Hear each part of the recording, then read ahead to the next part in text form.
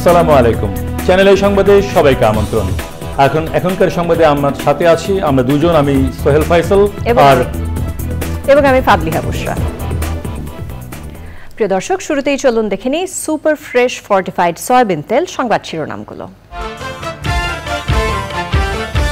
সরকারি চাকরিতে কোটা বাতিলের দাবিতে শাহবাগে বিক্ষোভ, রবিবার ছাত্র ধর্মঘটের ডাক। পরিপত্র অবৈধ ঘোষণার রায় স্থগিত করেনি আপিল বিভাগ। নতুন পেনশনের প্রজ্ঞাপন প্রত্যাহারে চতুর্থ দিনের আন্দোলন অচল দেশের পাবলিক বিশ্ববিদ্যালয়। দাবি আদায় না হওয়া পর্যন্ত কর্মসূচি চালানোর ঘোষণা। যুক্তরাজ্যের পার্লামেন্ট নির্বাচনে ভোট গ্রহণ চলছে। লড়াইয়ের মাঠে টিউলিপ সিদ্দিক সহ 34 বাংলাদেশি বংশোদ্ভূত প্রার্থী। কৃষিক্ষেত্রে গুরুত্বপূর্ণ অবদান রাখায় এআইপি সম্মাননা পাচ্ছেন শাইখ সিরাজ সহ 22 জন। কৃষি মন্ত্রণালয়ের প্রজ্ঞাপন জারি। এবং বর্ষায় চোখ জুড়ানো রূপ মাধুর্যে সেজে ওঠে বাংলার প্রকৃতি। সবুজ পাতা আর বর্ণিল ফুলের সমারোহে ছেয়ে যায় চারপাশ।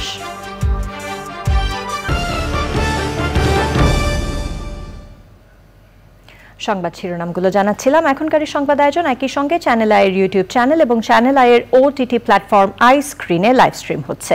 চলে যাচ্ছি বিস্তারিত খবরে। দাবি আদায় না হওয়া পর্যন্ত সরকারি চাকরিতে কোটা সংস্কার আন্দোলনের শিক্ষার্থীরা কর্মসূচি অব্যাহত রাখার ঘোষণা দিয়েছেন। এ দাবিতে তারা শনিবার বিক্ষোভ কর্মসূচি এবং রবিবার ক্লাস বর্জন ও ছাত্র ধর্মঘটের ডাক দিয়েছেন। কোটা বাতিলের পরিপত্র বহাল রাখার দাবি জানিয়ে ঢাকা বিশ্ববিদ্যালয় সহ বিভিন্ন বিশ্ববিদ্যালয় ও কলেজের শিক্ষার্থীরা সারাদিন শাহবাগে অবরোধ কর্মসূচি পালন করেন। মাসরুর শাকিলের রিপোর্ট। বৃহস্পতিবার বেলা 11টা নাগাদ খবর আসে কোটা বহাল রাখতে হাইকোর্টের রায়, সুপ্রিম কোর্টও বহাল রয়েছে। এরপর বৈষম্য বিরোধী আন্দোলনের ব্যানারে ঢাকা বিশ্ববিদ্যালয়ের বিভিন্ন হল থেকে শিক্ষার্থীরা মিছিল নিয়ে কেন্দ্রীয় লাইব্রেরির সামনে জড়ো হয়। বিশ্ববিদ্যালয়ের বিভিন্ন সড়ক প্রদক্ষিণ করে তারা। আমাদের আন্দোলনটা যেরকম দেখছেন, আমরা আজ পর্যন্ত আমাদের কর্মসূচি আছে এবং আমরা যদি প্রয়োজন বোধ করি, আমরা যদি মনে করি যে না আমাদের দাবিটা মেনে নেওয়া হবে না, আমরা হয়তো এটাকে আরো এক্সটেন্ড করব। যদি হাইকোর্ট তার শুনানি আপাতত স্থগিত রেখেছে, যদি এই রায় আমাদের পক্ষে না আসে আমরা আন্দোলন আরো বেগবান করব। সরকার যদি কোনো একটা অ্যামেন্ডমেন্ট করে এটা একদম সংবিধান যুক্ত করে দিত, যে যেমন আমাদের সংবিধান কিন্তু আছে যে কোটা শুধুমাত্র অনগ্রসর লোকদের দেওয়া যাবে, অনগ্রসর ছাড়া কাউকে দেওয়া যাবে না। বেলা 12টা নাগাদ শাহবাগ মোড়ে অবস্থান নেয় শিক্ষার্থীরা। অবরোধের কারণে শাহবাগ মোড় ও আশেপাশের সড়কে যান চলাচল বন্ধ হয়ে যায়। দেখা দেয় তীব্র যানজট। যতক্ষণ পর্যন্ত কোনো আশ্বস্ত পাচ্ছি, আমাদের সাথে কোনো ধরনের কথা বলা হচ্ছে, ততক্ষণ পর্যন্ত আমরা এই আন্দোলন আজকের অবরোধ চালিয়ে যাব। সন্ধ্যায় নতুন কর্মসূচি ঘোষণা করে আন্দোলনকারী শিক্ষার্থীরা আগামী শুক্রবার অনলাইনে অফলাইনে আমাদের জনসংযোগ হবে 4 দফার ভিত্তিতে এবং সারা দেশে সমন্বয় করা হবে। আগামী শনিবার বিকাল 3টায় সকল বিশ্ববিদ্যালয় এবং কলেজ থেকে বিক্ষোভ মিছিল বের করা হবে। আগামী রবিবার সকল কলেজ ও বিশ্ববিদ্যালয়ে ক্লাস পরীক্ষা পাওয়ার জন্য ছাত্র ধর্মঘট পালিত হবে। 2018 সালে সরকারি চাকুরিতে কোটা বাতিল করে পরিপত্র জারি করেছিল সরকার। রিট আবেদনের প্রেক্ষিতে 5 জুন হাইকোর্ট ওই পরিপত্র বাতিল করে রায় দেয়। Masrur Shakil, channel I, Dhaka. সরকারি চাকরিতে প্রথম ও দ্বিতীয় শ্রেণীতে মুক্তিযোদ্ধা কোটা আপাতত বহাল রেখেছেন আপিল বিভাগ। হাইকোর্টের পূর্ণাঙ্গ রায় পাওয়ার পর নিয়মিত আপিল করতে রাষ্ট্রপক্ষকে নির্দেশ দিয়েছেন আদালত। তবে এ নিয়ে কোনো মন্তব্য করতে রাজি হননি রাষ্ট্রের প্রধান আইন কর্মকর্তা। রাজপথে আন্দোলন করে উচ্চ আদালতের রায় পরিবর্তন করা যায় কিনা রাষ্ট্রপক্ষের কাছে এমন প্রশ্ন রেখেছেন প্রধান বিচারপতি।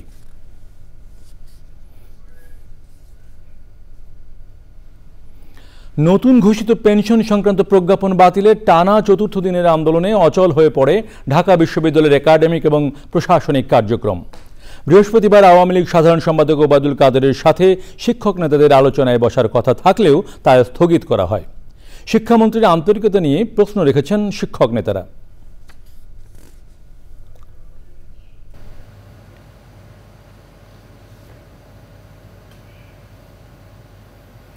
ওমানে কর্মরত প্রবাসী বাংলাদেশি শ্রমিকদের প্রশংসা করে প্রধানমন্ত্রী শেখ হাসিনা বলেছেন, তারা দুদেশের আর্থসামাজিক উন্নয়নে অবদান রাখছে। বাংলাদেশে নিযুক্ত ওমানের রাষ্ট্রদূত আব্দুল গফফার বিন আব্দুল করিম আল বুলুশি প্রধানমন্ত্রীর সঙ্গে গণভবনে সাক্ষাৎ করতে গেলে প্রধানমন্ত্রীর এমন মন্তব্যের সঙ্গে একমত পোষণ করেন ওমানের রাষ্ট্রদূত। রাষ্ট্রদূত বলেন, তারা উভয় দেশের অর্থনীতির জন্য কাজ করছে। পরে প্রধানমন্ত্রী শেখ হাসিনার সঙ্গে সাক্ষাৎ করেন স্পেনের রাষ্ট্রদূত গ্যাব্রিয়েল মারিয়া সিস্তিয়াগা ওচোয়া। সাক্ষাতে পারস্পরিক সহযোগিতা ও সুবিধা বৃদ্ধির জন্য বাংলাদেশ ও স্পেনের মধ্যে ব্যবসা বাণিজ্য বৃদ্ধির প্রয়োজনীয়তার উপর গুরুত্ব আরোপ করেন প্রধানমন্ত্রী। বর্তমানে স্পেন বাংলাদেশ থেকে তৈরি পোশাক আমদানি করে জানিয়ে সিমেন্ট খাতে স্প্যানিশ বিনিয়োগের কথা উল্লেখ করেন স্পেনের রাষ্ট্রদূত। ব্রিটিশ পার্লামেন্টের নিম্নকক্ষ হাউস অব কমন্সের ভোট গ্রহণ চলছে। হাউস অব কমন্সের 650 আসনে জনপ্রতিনিধি নির্বাচন করবেন ব্রিটেনের 4,60,00,000 ভোটার। বাংলাদেশি বংশোদ্ভূত 34 জন সহ 4,515 প্রার্থী নির্বাচনে লড়ছেন। জনপ্রিয়তা ও সমর্থন থাকায় এবারও বিজয়ী হওয়ার সম্ভাবনা রয়েছে বাংলাদেশের জাতির পিতা বঙ্গবন্ধু শেখ মুজিবুর রহমানের নাতনি টিউলিপ সিদ্দিকের। রিয়াজ ইসলামের রিপোর্ট। বাংলাদেশ সময় দুপুর 12টায় শুরু হয়েছে যুক্তরাজ্যের 58তম সাধারণ নির্বাচনের ভোট গ্রহণ। 40,000 কেন্দ্রে ভোট দিচ্ছেন ইংল্যান্ড, নর্দার্ন আয়ারল্যান্ড, ওয়েলস ও স্কটল্যান্ডের 4,60,00,000 ভোটার। লন্ডনে সস্ত্রীক ভোট দিয়েছেন লেবার পার্টির নেতা কেয়ার স্টারমার। স্ত্রী অক্ষতা মূর্তিকে নিয়ে নর্থ ইয়র্কশায়ারে ভোট দিয়েছেন যুক্তরাজ্যের প্রধানমন্ত্রী ঋষি সুনাক। অন্যান্য প্রার্থীরা তাদের নির্বাচনী এলাকায় ভোট দিয়েছেন। 2022 সালে আইন পরিবর্তন আনায় 20 লাখ ব্রিটিশ নাগরিক যারা 15 বছরের বেশি সময় ধরে বিদেশে বসবাস করছেন তারাও ভোট দিতে পারবেন এবারের নির্বাচনে। জরিপে দেখা গেছে তুমুল প্রতিদ্বন্দ্বিতা হবে কনজারভেটিভ পার্টি এবং লেবার পার্টির মধ্যে। ব্রিটিশ সহ আন্তর্জাতিক গণমাধ্যমের বিশ্লেষণে বলা হচ্ছে, নির্বাচনে কেয়ার স্টারমারের লেবার পার্টির কাছে হারতে যাচ্ছে 14 বছর ধরে ক্ষমতায় থাকা ঋষি সুনাকের কনজারভেটিভ পার্টি। নির্বাচনে ছোট বড় মিলিয়ে 98টি রাজনৈতিক দল অংশগ্রহণ করছে, যার মধ্যে 35টি রাজনৈতিক দলের মনোনীত প্রার্থীর সংখ্যা মাত্র 1 জন করে। এবারের নির্বাচনে রেকর্ড সংখ্যক 34 বাংলাদেশি বংশোদ্ভূত ব্রিটিশ নাগরিক অংশ নিচ্ছেন। লেবার পার্টির প্রার্থী হিসেবে লড়ছেন টিউলিপ রেজওয়ানা সিদ্দিক। লেবার পার্টি জয় পেলে বাংলাদেশি বংশোদ্ভূত হিসেবে প্রথম ব্রিটিশ মন্ত্রী হতে যাচ্ছেন টিউলিপ। ভোট গ্রহণ শেষে গণনা শুরু হবে। নিয়ম অনুযায়ী সংখ্যাগরিষ্ঠ আসন পাওয়া দলকে সরকার গঠনের আহ্বান জানাবেন রাজা তৃতীয় Charles. Riaz Islam, channel I. কৃষিক্ষেত্রে গুরুত্বপূর্ণ ব্যক্তি বা এআইপি সম্মাননা পাচ্ছেন 22 জন। এই খাতে গুরুত্বপূর্ণ অবদানের স্বীকৃতি স্বরূপ 5টি বিভাগে দ্বিতীয়বারের মতো এই সম্মাননা দেয়া হচ্ছে। গণমাধ্যম ব্যক্তিত্ব শাইখ সিরাজ সহ অন্যদের নামে ইতিমধ্যে এ বিষয়ে প্রজ্ঞাপন প্রকাশ করেছে কৃষি মন্ত্রণালয়। বিস্তারিত জানাচ্ছেন রফিকুল বাশার। বাংলাদেশের অর্থনীতির মূল চালিকা শক্তি কৃষি। সেই কৃষিক্ষেত্রে যারা অবদান রেখে চলেছেন তাদেরকে কৃষিক্ষেত্রে গুরুত্বপূর্ণ ব্যক্তি বা এআইপি সম্মাননা দিতে যাচ্ছে সরকার। 4 দশকের বেশি সময় ধরে কৃষি নিয়ে কাজ করা গণমাধ্যম ব্যক্তিত্ব শাইখ সিরাজ এবার পাচ্ছেন এআইপি সম্মাননা। স্বীকৃত বা সরকার নিবন্ধিত কৃষি সংগঠন শ্রেণীতে তাকে এই সম্মাননা দেওয়া হচ্ছে। উদ্যোক্তাদের মধ্যে জাতীয় পর্যায়ে বিভিন্নভাবে যারা কৃষিকে এগিয়ে নেওয়ার জন্য অবদান রেখেছেন তার মধ্যে উল্লেখযোগ্য আছেন জনাব শাইখ সিরাজ, যিনি আপনারা জানেন 40 বছরের ব্যাপী তিনি কৃষিকে ভালোবেসে এবং দেশ বিদেশের কৃষিকে সাধারণ মানুষের মাঝে তুলে ধরেছেন, যার ফলে দেশে আমাদের কৃষিতে অনেকেই আজ আগ্রহী হয়ে উঠেছে এবং কৃষি একটি সম্মানজনক পেশা হিসাবে গ্রহণ করছে।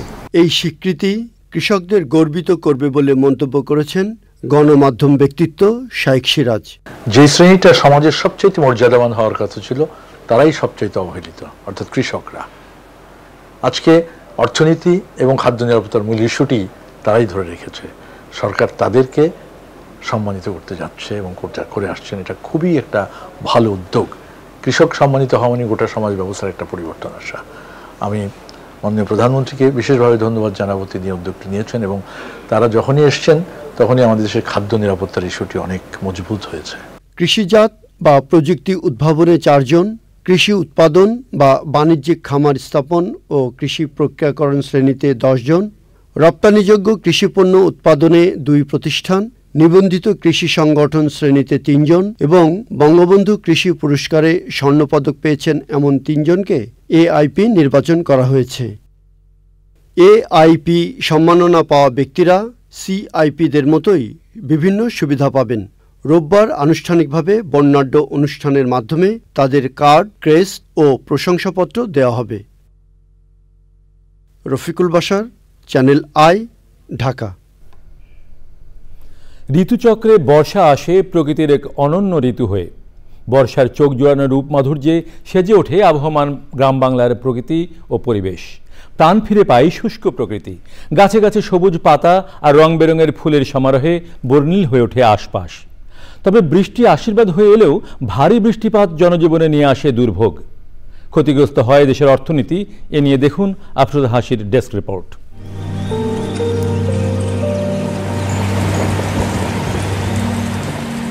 ষড়ঋতুর বাংলাদেশে সারা বছর জুড়েই থাকে প্রকৃতির বৈচিত্র্যময় রূপ সৌন্দর্য।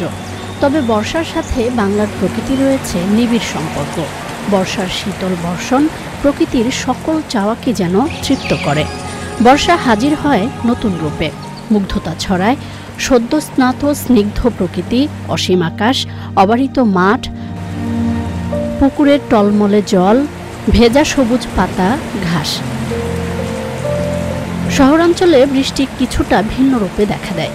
শহরের তপ্ত আবহাওয়া অনেকটা শীতল হয় বাড়িধারায়, তবুও তার সাথে আসে জলাবদ্ধতা সহ নানা রকম ভোগান্তি। তবে শহর কিংবা গ্রামে বর্ষায় প্রকৃতির রূপ কাব্যময় করে তোলে মানব হৃদয়। বাতাসে ভেসে বেড়ায় কদম, হিজল, বেলি, গন্ধরাজ সহ বিভিন্ন ফুলের সুবাস। বর্ষায় উর্বর মাটিতে জেগে ওঠে বৈচিত্র্যময় উদ্ভিদরাজিতে সমৃদ্ধ বনভূমিগুলো। কৃষিখাতেও বৃষ্টিপাতের অত্যন্ত গুরুত্বপূর্ণ ভূমিকা আছে। তবে জলবায়ু পরিবর্তনের ফলে কখনো অতিবৃষ্টি, আবার কখনো অনাবৃষ্টিতে বিপর্যস্ত বিভিন্ন দেশ। টানা ভারী বৃষ্টিপাতে আকস্মিক বন্যায় আশ্রয়হীন হয়ে পড়ে অসংখ্য মানুষ। ঘটে পাহাড় ধসের ঘটনাও। বন্যা, খরার মতো প্রাকৃতিক দুর্যোগে একদিকে যেমন ক্ষতিগ্রস্ত হয় মানুষের জানমাল ও দেশের অর্থনীতি, অন্যদিকে প্রাণ হারাচ্ছে বিভিন্ন বন্যপ্রাণী। এতে নষ্ট হচ্ছে পরিবেশের ভারসাম্য। তাই জলবায়ু পরিবর্তনের মতো প্রাকৃতিক দুর্যোগ মোকাবেলায় বৃক্ষরোপণ সহ সচেতন হতে হবে সবাইকে। প্রকৃতির প্রতি যত্নশীল হলে যেমন প্রকৃতি ভালো থাকবে সামগ্রিক জীববৈচিত্র্য। আফরোজা হাসি, প্রকৃতি ও জীবন ডেস্ক, চ্যানেল আই। এবার রয়েছে আই স্পোর্টস। শান, ধন্যবাদ আপনাকে। নতুন শিক্ষাক্রমে ষান্মাসিক মূল্যায়নের প্রথম পরীক্ষার আগের রাতেই সামাজিক যোগাযোগ মাধ্যমে প্রশ্ন এবং সমাধান ফাঁস হয়ে যায়। সামষ্টিক পরীক্ষা এবারই প্রথমবারের মতো সারা দেশে একযোগে অনুষ্ঠিত হচ্ছে। প্রশ্নও করা হচ্ছে কেন্দ্রীয়ভাবে। মোস্তফা মল্লিকের রিপোর্ট। নতুন শিক্ষাক্রমে ষষ্ঠ থেকে নবম শ্রেণীর ষান্মাসিক সামষ্টিক মূল্যায়নের প্রশ্নপত্র প্রণয়ন করেছে জাতীয় শিক্ষাক্রম ও পাঠ্যপুস্তক বোর্ড এনসিটিবি। পাবলিক পরীক্ষার আদলে একযোগে 20,636 শিক্ষা প্রতিষ্ঠানের 50 লাখেরও বেশি শিক্ষার্থী এতে অংশ নিচ্ছে। বুধবার অনুষ্ঠিত হয়েছে 4টি বিষয়ের মূল্যায়ন, কিন্তু মঙ্গলবার রাত থেকে শুরু হয় গুজব। তো আজকে আমি যাদের পরীক্ষা নেই, আগামীকালকে তাদেরকে আমি প্রশ্ন দিয়ে দেব। সামাজিক যোগাযোগ মাধ্যমে পাওয়া যেতে থাকে পরীক্ষার প্রশ্ন, পরদিন সেগুলো হুবহু মিলে যায়। ফ্রেন্ডদের মাধ্যমে ফেসবুকে যে আমরা গ্রুপে কিছু সাজেশন চাইছি, কতটুকু পড়ে গেছে, পরীক্ষার হলে যা দেখে যে একই কাণ্ড। সাজেশন বা প্রশ্নপত্রটা পেয়েছিলেন, সেটা কি হুবহু পরের দিন মিল পাওয়া গেছে কিনা? হ্যাঁ, মিল। শিক্ষকরা বলছেন স্কুল কর্তৃপক্ষের দায়িত্ব প্রশ্ন ডাউনলোড করা, প্রশ্ন বিলিয়ে বেড়ানো নয়।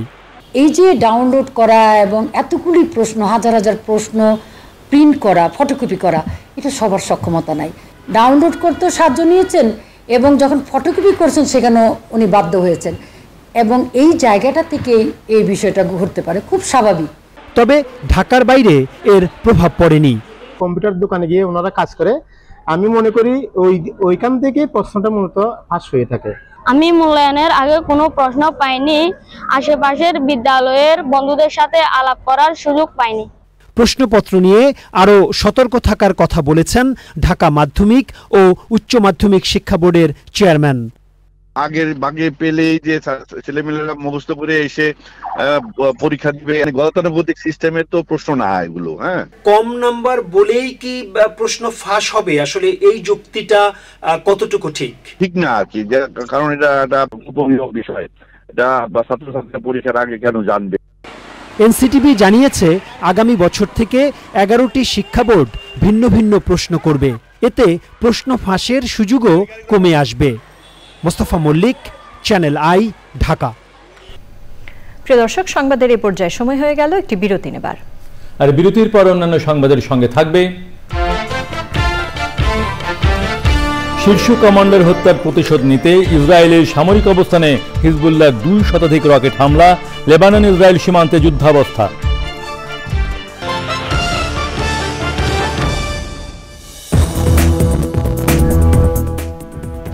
বিরতির পর আবারও আমন্ত্রণ।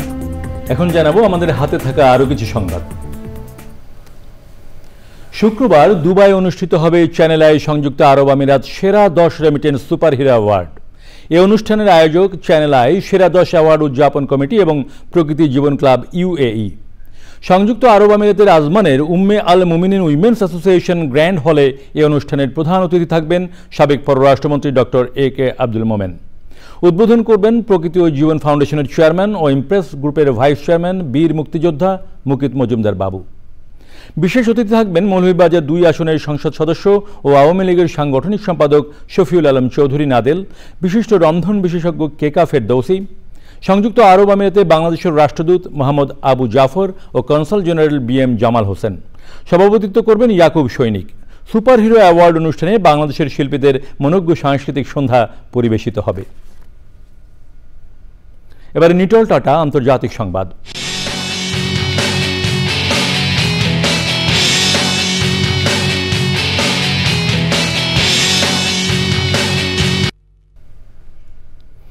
হিজবুল্লাহর শীর্ষ কমান্ডারকে হত্যার প্রতিশোধ নিতে লেবাননের সশস্ত্র এই সংগঠনটি ইসরায়েলের সামরিক অবস্থান লক্ষ্য করে 200-এরও বেশি রকেট হামলা চালিয়েছে।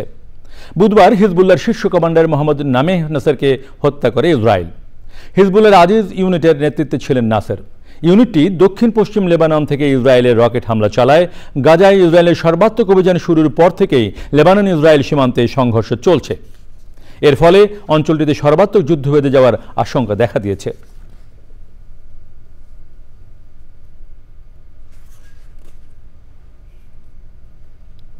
এবার আইস্ক্রিন সাংস্কৃতিক সংবাদ।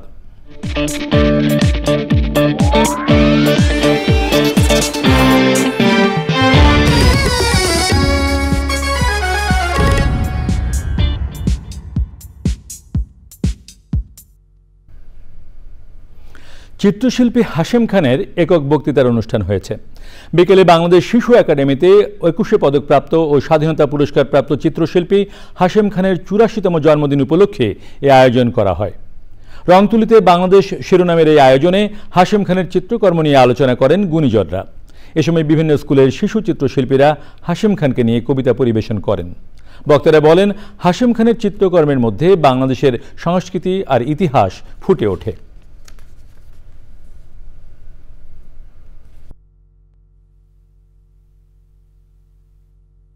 আমি ঘুণাক্ষরে জানতাম না যে আমার জন্মদিন কবে এবং কবে আমার জন্মদিন পালন হবে ইত্যাদি আমার কোনো ধারণাই ছিল না।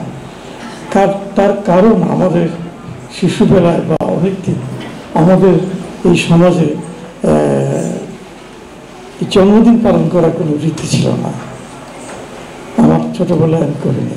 অবশ্য আমি অনেক পরে আমার ছেলেমেয়েরা যখন হয়েছে ছোট, তাদের জন্মদিন পালন হচ্ছে।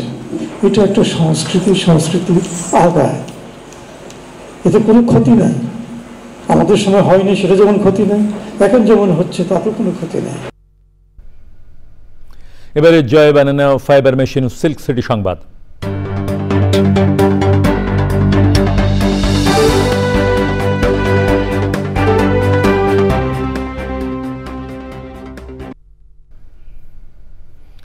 রাজশাহী সিটি কর্পোরেশনের সচিবালয় বিভাগের কর্মকর্তা কর্মচারীদের নিয়ে মতবিনিময় সভা হয়েছে। নগর ভবনে এই সভা অনুষ্ঠিত হয়। সভায় বক্তারা বলেন, যোগ্য নেতৃত্বের কারণে রাজশাহীর সুনাম দেশের সীমানা পেরিয়ে বিদেশেও ছড়িয়ে পড়েছে। বক্তারা বলেন, রাজশাহী মহানগরীতে ব্যাপক উন্নয়ন কাজ চলছে। এই অর্জন ধরে রাখতে সবাইকে আন্তরিকভাবে নিজ নিজ দায়িত্ব পালন করতে হবে।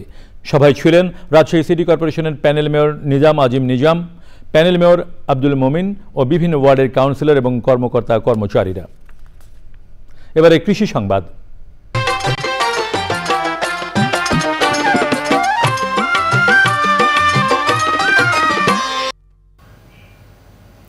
তীব্র তাপপ্রবাহ, খাল ভরাট, অনাবৃষ্টি, শ্রমিক সংকট ও পাটের ন্যায্য মূল্য না পাওয়ায় মেহেরপুরে দিনে দিনে কমছে পাটের আবাদ। তারপরও যেটুকু পাট চাষ হয়েছে পর্যাপ্ত পানির অভাবে জাগ দিতে পারছেন না চাষিরা। এ অবস্থায় পাটের ফলন নিয়ে দুশ্চিন্তায় রয়েছেন তারা।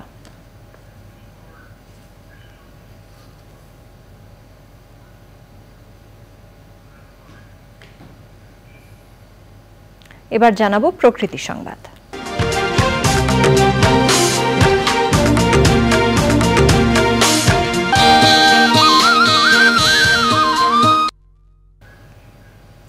এসো সবুজ গাজীপুর গড়ি স্লোগানে গাজীপুর জেলা পরিষদের উদ্যোগে বৃক্ষরোপণ কর্মসূচি উদ্বোধন করা হয়েছে। জেলা পরিষদ মিলনায়তনে কর্মসূচি উদ্বোধন করেন চেয়ারম্যান মোহাম্মদ মোতাহার হোসেন মোল্লা। জেলা পরিষদের প্রধান নির্বাহী কর্মকর্তা খন্দকার মুদাসির বিন আলীর সভাপতিত্বে অনুষ্ঠানে বক্তৃতা করেন গাজীপুর কৃষি সম্প্রসারণ অধিদপ্তরের উপপরিচালক মোহাম্মদ রফিকুল ইসলাম খান, জেলা পরিষদের প্যানেল চেয়ারম্যান মোহাম্মদ আনিসুর রহমান আরিফ, জেলা পরিষদের সদস্য মোহাম্মদ আবু হানিফ মিয়া, মোহাম্মদ দেলোয়ার হোসেন ও মাহমুদা খানম সহ বিশিষ্টজনেরা। অনুষ্ঠানে জলবায়ুর বিরূপ প্রভাব মোকাবেলায় বৃক্ষরোপণ আন্দোলন গড়ে তোলার আহ্বান জানান বক্তারা।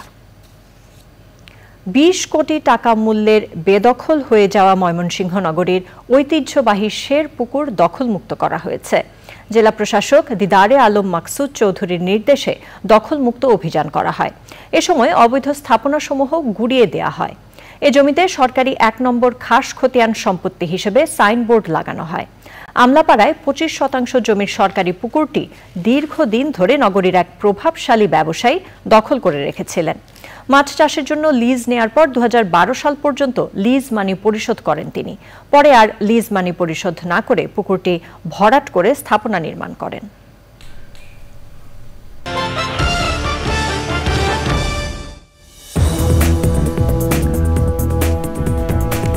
আপনারা দেখছেন চ্যানেল আই সংবাদ। এখন জানাবো আরো কিছু সংবাদ। চট্টগ্রামে ৪,০০০ কোটি টাকা ব্যয়ে নির্মিত ১৬ কিলোমিটার দীর্ঘ মহিউদ্দিন চৌধুরী এলিভেটেড এক্সপ্রেসওয়ে নির্মাণে অনিয়ম দুর্নীতির প্রমাণ পাওয়ার কথা জানিয়েছে সংসদীয় তদন্ত কমিটি। বিশেষজ্ঞদের মতামত নিয়ে দায়ীদের বিরুদ্ধে কঠোর ব্যবস্থা নেওয়ার কথা জানান কমিটির সদস্যরা। চট্টগ্রাম থেকে চৌধুরী ফরিদের পাঠানো তথ্য ভিডিও চিত্রে সাদিয়া ওমরের রিপোর্ট। চট্টগ্রাম নগরের লালখান বাজার থেকে পতেঙ্গা পর্যন্ত এই এলিভেটেড এক্সপ্রেসওয়ে প্রকল্প বাস্তবায়ন করেছে চট্টগ্রাম উন্নয়ন কর্তৃপক্ষ। ঠিকাদারি প্রতিষ্ঠান হিসেবে যৌথভাবে কাজ করেছে বাংলাদেশের ম্যাক্স ইনফ্রাস্ট্রাকচার লিমিটেড ও চীনের র্যাঙ্কিন। গত বছরের ১৪ নভেম্বর প্রধানমন্ত্রী শেখ হাসিনা ভার্চুয়ালি এই এক্সপ্রেসওয়ে উদ্বোধন করেন। তবে বছর না ঘুরতেই এলিভেটেড এক্সপ্রেসওয়ের পিলারে ফাটল দেখা দিয়েছে। এছাড়া কাজের মান ও ব্যয় বৃদ্ধি সহ নানা অনিয়ম দুর্নীতির প্রমাণ পেয়েছে সংসদীয় তদন্ত কমিটি। Military institute of science and technology, আর্মিদের ইউনিভার্সিটি, ওখানকার প্রফেসর বুয়েটের 4 জন এক্স প্রফেসর আছে এটার সাথে। ওনারা ভেটিং কনসালটেন্ট আমাদের লোড দিয়ে যে টেস্টগুলো করছে ওটা করে ওনারা আমাদেরকে বলছে যে আপনারা এটা এখন ট্রাফিকের জন্য ছেড়ে দিতে পারেন। এগুলো আসলে আমরা এখন কিউসি করতেছি, অর্থাৎ কোয়ালিটিগুলো চেক করতে ঠিকাদার থেকে এখনো বুঝিনি নাই, তো ওগুলো আমরা রেকটিফাই করে দিই। এটা ফল্ট বলতে আমি এইটাকে ফল্ট বলবো না, কারণ যে সমস্ত ফল্টগুলো আপনাদের চোখে ধরা পড়ছে বা আমাদের চোখে ধরা পড়ছে সেটা আমরা রেকটিফিকেশন করতেছি। কারণ এত বড় একটা structure, 16 kilometre flyover, 16 kilometre flyover হয়তো কোনো না কোনো জায়গায় একটু ডিফেক্ট থাকতেই পারে। সেই ডিফেক্টগুলো আমরা ক্রমে আইডেন্টিফাই করতেছি এবং যেখানে যে ট্রিটমেন্টটা হওয়া দরকার সেটা আমরা আমাদের স্পেশালিস্ট যারা আছে, এমআইএসটি আছে, কনসালটেন্ট আছে, ডিপার্টমেন্ট আছে, তাদের সাথে কনসাল্ট করে নিয়ে আমরা এটা রেকটিফিকেশন করে দিচ্ছি। সংসদীয় কমিটির আহ্বায়ক এম এ লতিফ এমপির নেতৃত্বে 3 জন সাংসদ সহ 7 সদস্য বৃহস্পতিবার মহিউদ্দিন চৌধুরী এলিভেটেড এক্সপ্রেসওয়ে পিলারের ফাটল সহ বিভিন্ন ত্রুটি সরেজমিনে পরিদর্শন করেন। মহিউদ্দিন চাচার নামে তাকে সম্মানিত করা হয়েছে এই প্রজেক্টের মাধ্যমে, কিন্তু অসঙ্গতি বহু চোখে পড়েছে, সেটা একটা একটা করে আসলে ডিসক্রাইব করার মতো না। এগুলো উপরে টপ লেভেল মিল নাই, তারপরে সাইড লেভেল মিল নাই, অনেক জায়গায় ক্র্যাক আছে। দুঃখজনক যেখানে ত্রুটি বিচ্যুতি যেটা আমরা পরিলক্ষিত হচ্ছে, আমরা এটা সংশোধনের চেষ্টা করবো এবং আমরা রিপোর্ট দাখিল করবো। তারপরে মেজর কোনো কনস্ট্রাকশনের স্ট্রাকচারাল কোনো ত্রুটি, কনস্ট্রাকশনের সময় কোনো গাফিলতি বা সিলিন্ডার টেস্টগুলো প্রপার করেছি কিনা, ফাইলিং প্রপার হয়েছে কিনা, প্রত্যেকটি বিষয়ে ইনশাআল্লাহ আমরা দেখব। প্রথমে ওই এলিভেটেড এক্সপ্রেসওয়ে প্রকল্পের নির্মাণ ব্যয় ধরা হয়েছিল ৩,২৫০ কোটি টাকা। নির্ধারিত সময়ে কাজ শেষ না হওয়ায় ব্যয় বেড়ে দাঁড়ায় ৪,২৯৯ কোটি টাকায়। Sadia Omar, channel I. আন্তর্জাতিক উদারময় গবেষণা কেন্দ্র ICDDRB অডিটোরিয়ামে বাংলাদেশে শিশুর প্রারম্ভিক বিকাশ কর্মসূচি শীর্ষক সেমিনার হয়েছে। স্বাস্থ্য ও পরিবার কল্যাণ মন্ত্রী ডাক্তার সামন্তলাল সেন সেমিনারে বলেন, স্বাস্থ্য ব্যবস্থাকে উন্নত করতে হলে গ্রামের স্বাস্থ্যসেবা ব্যবস্থাকে উন্নত করতে হবে। প্রাইমারি হেলথ কেয়ারকে যদি শক্তিশালী করা যায় তাহলে এই সমস্যা থাকবে না। ICDDRB তার জ্বলন্ত প্রমাণ। এছাড়াও শিশুদের স্বাস্থ্যসেবা প্রসঙ্গে মন্ত্রী বলেন, শিশুদের বিকাশ ও স্বাস্থ্য ব্যবস্থাকে আরও সুন্দর করে গড়ে তোলা গেলে বাংলাদেশ আরও এগিয়ে যাবে। মোবাইল ব্যাংকিং অ্যাপ স্কাই ব্যাংকিংয়ের নতুন সংস্করণ এনেছে ইস্টার্ন ব্যাংক PLC। সন্ধ্যায় রাজধানীর গুলশানে ইস্টার্ন ব্যাংকের মধুমতি হলে অ্যাপটির উদ্বোধন করেন ব্যাংকের ব্যবস্থাপনা পরিচালক আলী রেজা ইফতেখার। বক্তারা জানান, মাই ব্যাংকিং ফিচারের মাধ্যমে 150-এরও বেশি সেবা পাবেন গ্রাহকরা। এ সময় অনুষ্ঠানে কণ্ঠশিল্পী সায়ন চৌধুরী, অর্ণব এবং অন্যরা ছিলেন।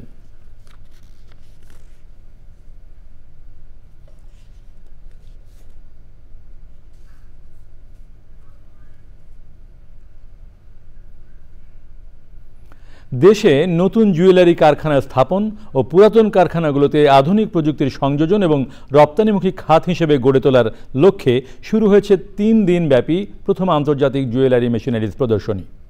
বাংলাদেশ জুয়েলার্স অ্যাসোসিয়েশন বাজুস ও ভারতীয় প্রতিষ্ঠান KNC সার্ভিসেসের যৌথ আয়োজনে এই প্রদর্শনীর প্রতিপাদ্য গহনাই হোক প্রযুক্তির ছোঁয়া। রাজধানীর ইন্টারন্যাশনাল কনভেনশন সিটি বসুন্ধরায় এই প্রদর্শনী চলবে 6 জুলাই পর্যন্ত। প্রদর্শনী ব্যবসায়ী দর্শনার্থীদের জন্য উন্মুক্ত থাকবে প্রতিদিন সকাল 11টা থেকে সন্ধ্যা 7টা পর্যন্ত। দেশে প্রথম আন্তর্জাতিক জুয়েলারি মেশিনারিজ প্রদর্শনীতে অংশ নিচ্ছে ভারত, ইতালি, তুরস্ক, সংযুক্ত আরব আমিরাত, জার্মানি, চীন ও থাইল্যান্ড সহ বিশ্বের 10টি দেশের অন্তত 30টি প্রতিষ্ঠান। মা ও শিশুর সুস্বাস্থ্য নিশ্চিত করতে তামাক নিয়ন্ত্রণ আইনের সংশোধনী দ্রুত পাশের দাবি জানিয়েছে তামাক বিরোধী মায়েদের ফোরাম। সকালে রাজধানীর কৃষি বিজ্ঞান ইনস্টিটিউটে বাংলাদেশে নারী মৈত্রী আয়োজিত তামাক বিরোধী মায়েদের ফোরাম গঠন বিষয়ক সভায় এই দাবি জানানো হয়। নারী মৈত্রী নির্বাহী পরিচালক শাহিন আক্তার ডলির সভাপতিত্বে সভায় অংশ নেন তামাক বিরোধী মায়েদের ফোরাম এর আহ্বায়ক সাবেক MP শিরিন নাইম পুনম, সহ আহ্বায়ক সাবেক MP Nargis Rahman.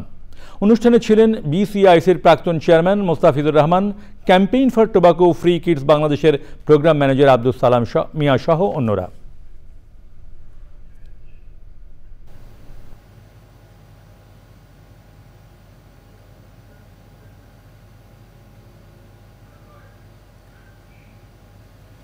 Population services and training centre PSTCর 46তম প্রতিষ্ঠাবার্ষিকী উদযাপন উপলক্ষে PSTCর কার্যক্রম সম্পর্কে সকল কর্মী ও স্টক হোল্ডারদের মধ্যে ধারণা সম্প্রসারণ করা, কার্যক্রমের পরিসর বৃদ্ধি ও সেবার মান উন্নয়ন করার লক্ষ্যে নানা আয়োজনের মাধ্যমে দিবসটি উদযাপন করা হয়। প্রতিষ্ঠানের নির্বাহী পরিচালক ডক্টর নূর মোহাম্মদ PSTCর 46 বছরের সাফল্য ও অর্জনের কথা তুলে ধরেন।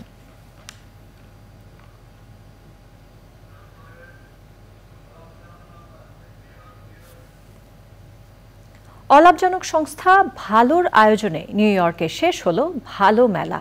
স্থানীয় সময় রবিবার দুপুরে কুইন্সের জ্যামাইকার হাইল্যান্ড অ্যাভিনিউতে মেলায় ছিলেন বিপুল সংখ্যক প্রবাসী ছাড়াও বিভিন্ন ভাষাভাষী মানুষ। মেলায় ছিল শাড়ি, গহনা, arts and crafts, kids fun zone, দেশি খাবার, পোশাকের দোকান সহ বিভিন্ন ধরনের স্টল। খোলা আকাশের নিচে ভিন্ন আঙ্গিকের এই মেলায় ছিল সাংস্কৃতিক পর্ব। এদিন মেলায় গান গেয়ে মাতিয়ে রাখেন শিল্পী তাহসান, রন্টি দাস ও মুজা।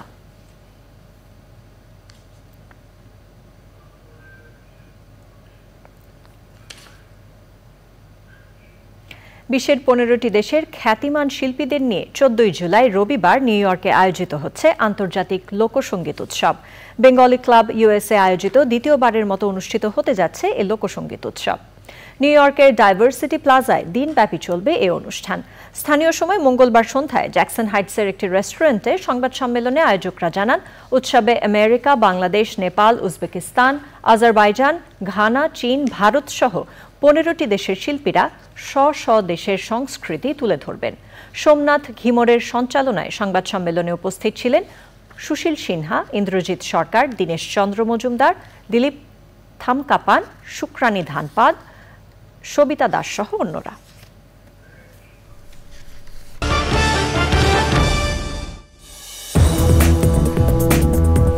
বিরতির পর আবারও আমন্ত্রণ। এখন জানাবো সংবাদের বাদবাকি অংশ। রাজধানীর গুলশানের একটি হোটেলে শুরু হয়েছে 10 দিনব্যাপী south Indian food fest buffet dinner. International Indian শেফের স্পেশাল রেসিপি এবং দক্ষিণ ভারতীয় ঐতিহ্যবাহী খাবারগুলো থাকবে এই ফেস্টিভ্যালে। এ উপলক্ষে আয়োজিত সংবাদ সম্মেলনের মধ্য দিয়ে উৎসবের উদ্বোধন করেন অতিথিরা। একটি কিনলে একটি ফ্রি এবং একটি কিনলে 2টি ফ্রি অফার থাকছে ফেস্টিভ্যালে। 13 জুলাই পর্যন্ত অফারটি চলবে।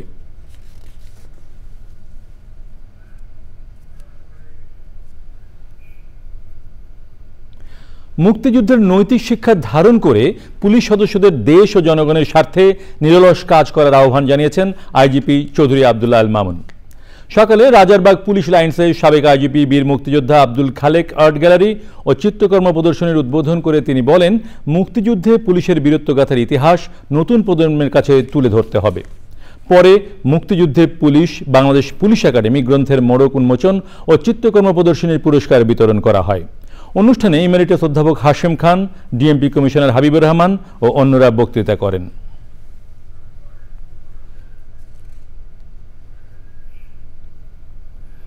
সারা দেশে প্রকল্প ভিত্তিক প্রায় 4000 নারী স্বাস্থ্যকর্মী হঠাৎ ছটায়ের প্রতিবাদে সংবাদ সম্মেলন করেছে পেইড পেয়ার ভলেন্টিয়ার অ্যাসোসিয়েশন। জাতীয় প্রেস ক্লাবে আয়োজিত সংবাদ সম্মেলনে স্বাস্থ্যকর্মীরা তাদের চাকরি ফিরিয়ে দেওয়ার এক দফা দাবি জানান। বক্তারা জানান, কোনো ধরনের পূর্ব নোটিশ ছাড়াই গত 23 জুন পরিবার পরিকল্পনা অধিদপ্তরের বিজ্ঞপ্তিতে জানানো হয় প্রকল্প শেষ হওয়ায় চাকরি থেকে তাদের অব্যাহতি দেওয়া হয়েছে। সে সময় চাকরি ফিরে পেতে প্রধানমন্ত্রীর হস্তক্ষেপ কামনা করেন ভুক্তভোগীরা।